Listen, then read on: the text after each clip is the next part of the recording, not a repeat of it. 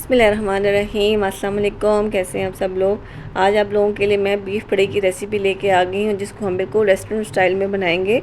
تو چلیں شروع کرتے ہیں۔ سب سے پہلے میں نے 1 kg بیف لیا ہے، اس کو میں نے پریشر کوکر میں ایڈ کر دیا ہے۔ ہم اس کو پریشر کوکر میں پہلے گلائیں گے، کیونکہ جدھر بیف اور مٹن کو پہلے گلایا جاتا ہے۔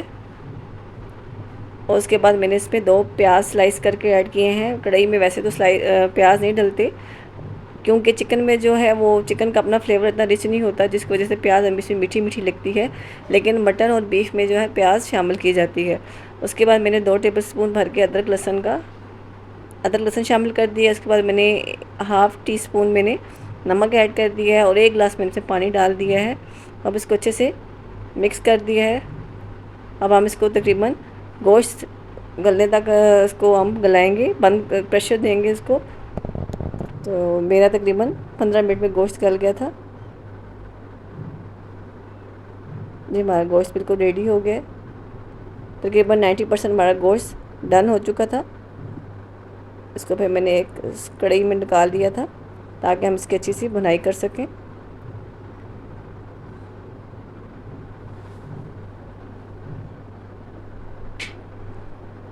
بس فلیم تھوڑی سی میڈیم کر دیں آپ۔ اس کے بعد میں نے 3 سے 4 اس میں ٹماٹروں کو اس طرح کاٹ کے ایڈ کر دیا ہے، اور میں نے 4 سے 5 منٹ کے لیے اس کو دم لگا دیا تھا، تاکہ ہمارے ٹماٹر سافٹ ہو جائیں۔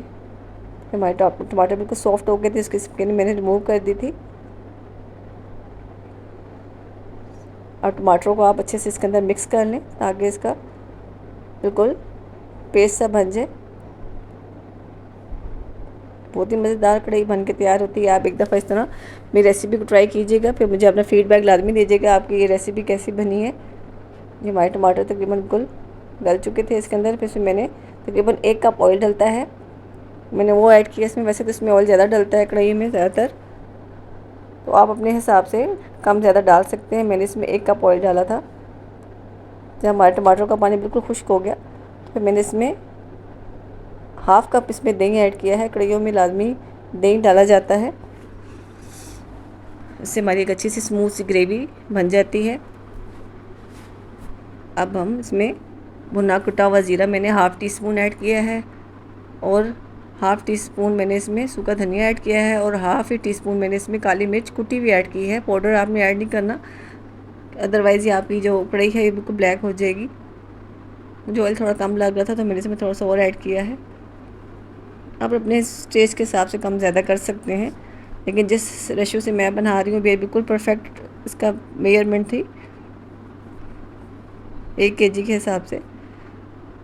میں نے 1-2 منٹ کے لیے اس کو چھوڑ دیا تھا، تاکہ میرے مسالے اچھے سے اس کے اندر مکس ہو جائیں۔ جب ہماری گریوی بالکل اچھے سے گاڑھی سی ہوگی، مزیدار سی ہوگی بالکل، تو پھر اس میں نے ادرک اور مرچیں کاٹ کے ایڈ کر دی تھی، اور ہماری کڑھائی بالکل بن کے تیار ہو گئی تھی۔ امید کرتی ہوں آپ کو میری ریسیپی اچھی لگی ہوگی۔ اگر اچھی لگی ہے تو اس میں لائک اور شیئر لازمی کر دیں، اور میرے چینل کو سبسکرائب کر دیں۔ ملتے ہیں نیکسٹ ریسیپی میں۔ اللہ حافظ۔